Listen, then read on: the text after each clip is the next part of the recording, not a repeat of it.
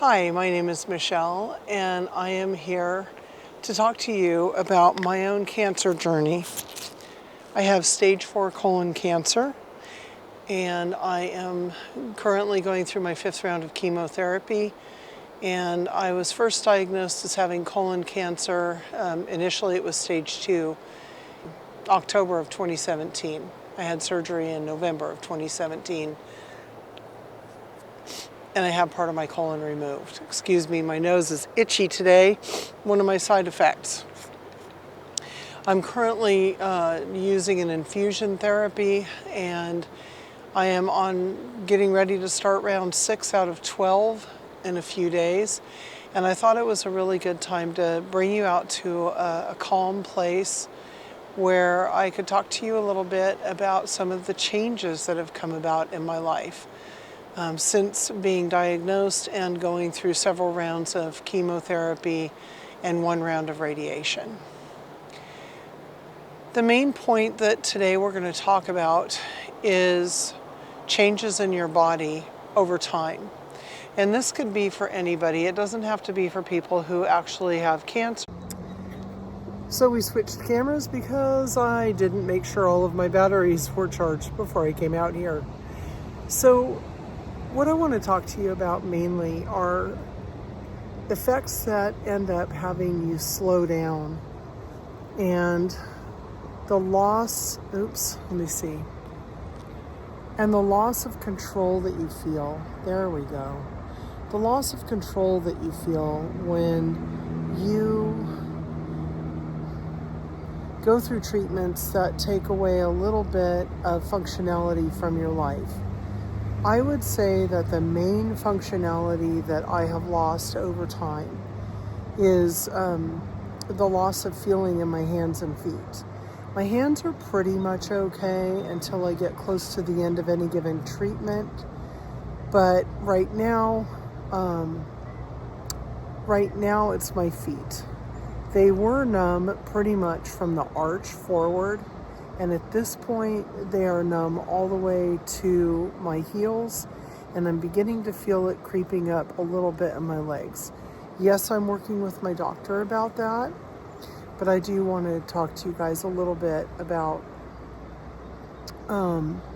what it means on a daily basis. Walking around, even in the house, I constantly wear shoes and socks because I don't know that I'm going to feel something if I step on it. I keep the floors clean and everything, but you never know. One of the dogs might be in the yard, or we might be out in the garden and bring something in that could, stick in my foot, and I may not feel it until it's too late. And I don't want to get any sores.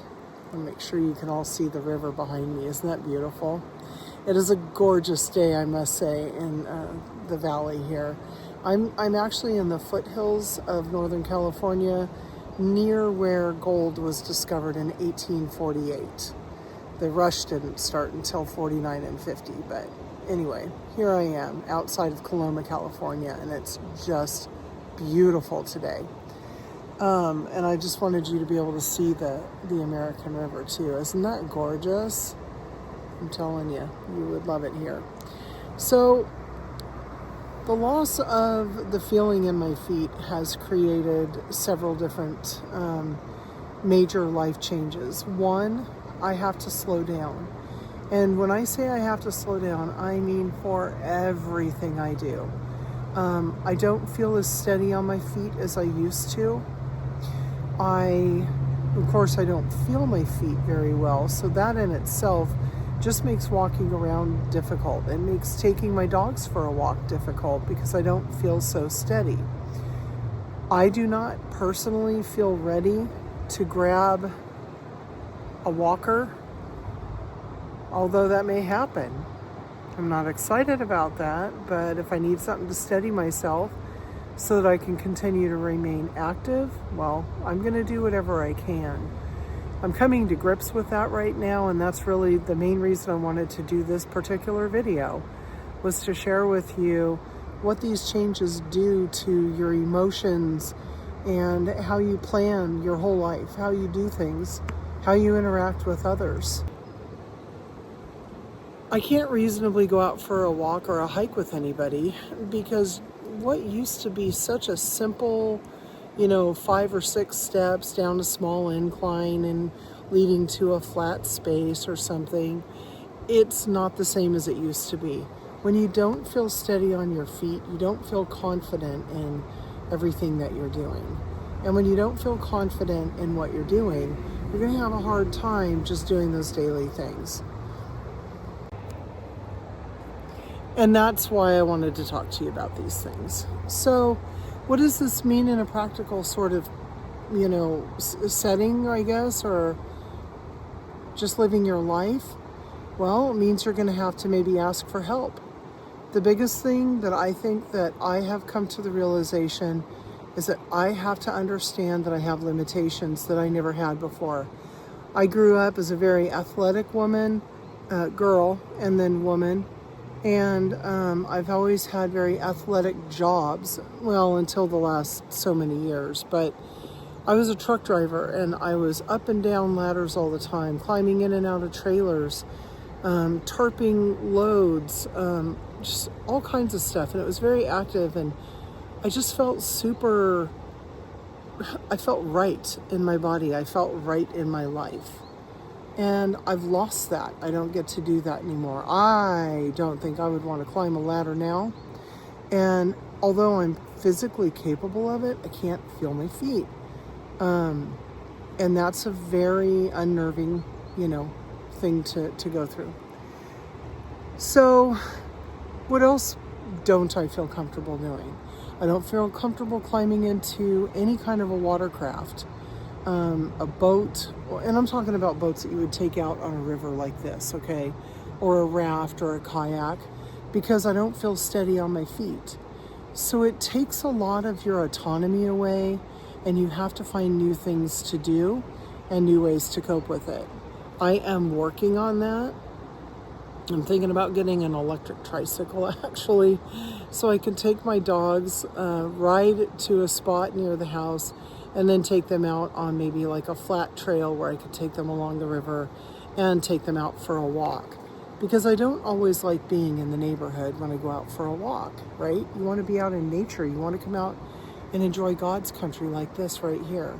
This is actually a place that I can bring my dogs. I didn't today because I wanted to make a video and I didn't want to have to chase after them or keep them, on a 6-foot leash right here with me. So getting used to aging, whether you have just age happening or if you have a sickness happening, allow yourself the grace to be vulnerable. That's the word I'm looking for. To be vulnerable, to ask for help. Vulnerability is a hard thing to face, but it is a very healthy thing. And once you allow yourself that freedom, which it's taken me years to get to this point, it's a very, it makes you feel free. It makes you feel free because you're not so worried about keeping up appearances. There's pride goeth before the fall. No, that's not from the Bible. I believe William Shakespeare said that. And don't be so prideful. Don't be so prideful. Ask people for help. If you can't get around your garden anymore, ask somebody to help you build a raised bed so that you can go out and enjoy that. My husband and I are actually putting in raised beds as we speak so that I can go out and do some gardening and have steady, safe ground between me and each bed. And I will show you that in a video here probably in the next month about how we adapted our garden so that I can get around in there and still enjoy one of the passions in my life. And it's also nice to grow your own food. We tend to preserve our own food, so we have a lot of berries. We have an antioxidant garden going on with boysenberries, blackberries, raspberries, strawberries, and I think we have one other berry, blueberries. We have blueberries growing. And those are the kinds of things that bring me great joy. I like watching the plants go through their various cycles. I love watching the pollinators come in, and I get a lot of joy out of that wildlife just right outside of my back door. So I'm hoping that you too can find joy, even though you may be losing some aspect of your life that has, well, that's taken something from you. Go ahead and embrace what you've lost, but find something or a new way to get something that brings you happiness, peace, joy, and everything else.